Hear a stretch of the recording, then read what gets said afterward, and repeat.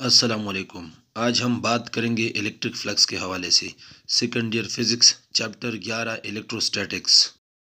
सबसे पहले electric flux को डिफाइन करते हैं। Students, the number of electric field lines passing through unit area. Mathematically हम लिख सकते हैं flux is equal to E dot A, यानी फ्लक्स के लिए हमारे पास इलेक्ट्रिक फील्ड लाइंस और एरिया दोनों होने चाहिए। इस इक्वेशन में स्टूडेंट्स ई इलेक्ट्रिक फील्ड और एरिया दोनों आपस में डॉट प्रोडक्ट है। तो अगर इसमें से एक भी ज़ीरो हो जाए तो हमारे पास फ्लक्स जो है वो ज़ीरो होता है। अगर इलेक्ट्रिक फील्ड लाइंस नहीं है, ज़ीरो है, तो इसका मतलब है कि हमारे पास फ्लक्स भी ज़ीरो है। इसी तरह अगर हमारे पास एरिया नहीं है तो फ्लक्स ज़ीरो है। इसका मतलब है कि इलेक्ट्रिक फील्ड लाइंस पास होने चाहिए किसी ख़ास एरिया से, तब हम फ्लक्स इसको कहलाएंगे। अगर एरिया से पास नहीं हो रहे तो इसको हम इलेक्ट्रिक फील्ड लाइंस कह सकते हैं, लेकिन इसको हम इलेक्ट्रिक फ्लक्स नहीं कह सकते हैं। स्टूडेंट्स, फ्लक्स ई डॉट ए को हम एक और शक्ल में भी लिख सकते हैं और वो है ई ए कॉस थीटा, क्योंकि कॉस थीटा को हम हमेशा डॉट प्रोडक्ट के लिए यूज़ करते हैं। इसका मतलब ये हुआ कि हमारे पास फ्लक्स मैक्सिमम होगा जब थीटा ज़ीरो हो, क्योंकि कास ज़ीरो से हमें मैक्सिमम रिजल्ट मिलता है, दैट इज़ 1। तो ज़्यादा फ्लक्स की तवक्को हम तब रखते हैं जब हमारे पास इलेक्ट्रिक फील्ड और एरिया का जो नॉर्मल वेक्टर है दोनों एक ही डायरेक्शन में हो, तो एंगल ज़ीरो आएगा और फिर हमें फ्लक्स जो है वो मैक्सिमम मिलेगा। यानी इस केस में हमारे पास ज़्यादा से ज़्यादा फील्ड लाइंस एरिया से पार होंगे, तो इस वजह से हमारे पास फ्लक्स मैक्सिमम बनेगा। स्टूडेंट्स, सपोज ये हमारे पास एक एरिया है जिसका नॉर्मल जो हमने एन से रिप्रेजेंट किया ग्रीन लाइन है।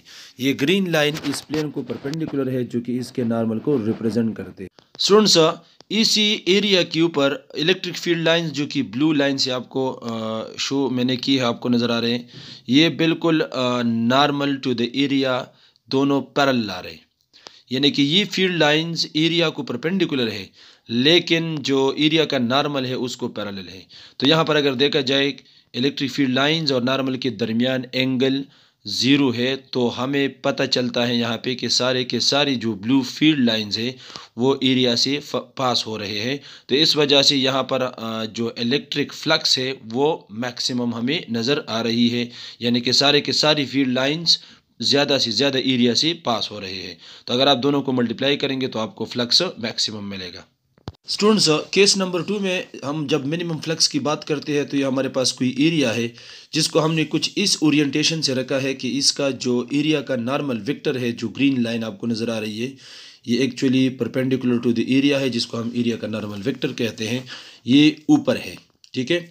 अब इसके ऊपर अगर इलेक्ट्रिक फील्ड लाइंस हम लेफ़्ट साइड से स्ट्राइक करते हैं या उसके ऊपर फॉल करते हैं तो ज़्यादा से ज़्यादा फील्ड लाइंस आपको स्टूडेंट्स ब्लू कलर के जो आपको लाइंस नज़र आ रहे हैं, ये हमारे पास एक्चुअली इलेक्ट्रिक फील्ड लाइंस हैं जो कि कुछ ऊपर पास हो रहे हैं और कुछ इस एरिया से नीचे पास हो रहे हैं। बहुत ज़्यादा कम फील्ड लाइंस इस एरिया से पास हो रहे हैं, तो इस केस में हमारे पास फ्लक्स मिनिमम होगा।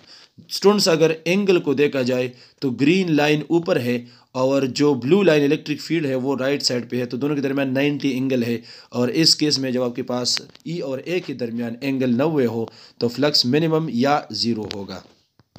स्टूडेंट्स, केस नंबर 3 में हमारे पास फ्लक्स एट एनी एंगल हम डिस्कस करते हैं। सपोज हमारे पास कोई एरिया है जो आपको नज़र आ रहे, ये एरिया न तो बिल्कुल हॉरिजॉन्टल है जिसका नॉर्मल हम ऊपर ले, और ये एरिया ना बिल्कुल वर्टिकल है जिसका नॉर्मल हम राइट या लेफ़्ट पे ले।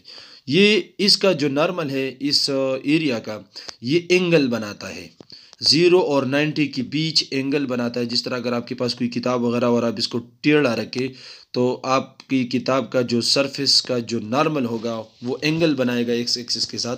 तो इस तरीके से ये भी एक एंगल बनाता है। यहाँ पे स्टूडेंट्स ई और ए के दरमियान एंगल बनता है, जिस वजह से आपका वेक्टर एरिया ए दो कंपोनेंट्स बनाएंगे। एक हम एरिया का परपेंडिकुलर वेक्टर जो कि थीटा के बिल्कुल सामने होगा, और दूसरा थीटा के साथ साथ जिसको हम एरिया का हॉरिजॉन्टल कंपोनेंट कहते हैं। तो यहाँ पर जब हम फ्लक्स की बात करते हैं तो हम हॉरिजॉन्टल कंपोनेंट यानी कि जो एरिया और इलेक्ट्रिक फील्ड लाइंस दोनों एक ही डायरेक्शन में आ रहे हो तो हम उसको कंसिडर करेंगे। इस वजह से flux is equal to E A cos of theta.